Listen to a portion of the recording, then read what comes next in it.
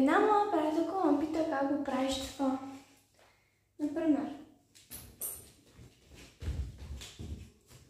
лесно.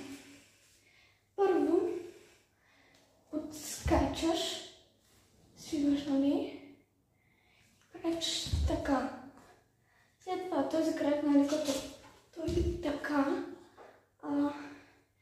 трябва да го завършиш. Така, да докосне другия крак, да подскочиш. Така, оп, 3. Оп, 2, 3. Буквално.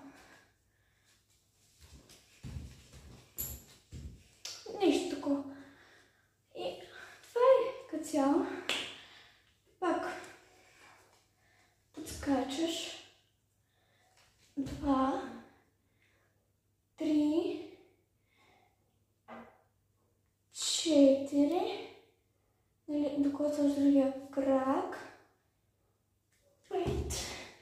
Подскачаш другия крак и правиш така. 5. Този крак иде така. Оп, 2, 3.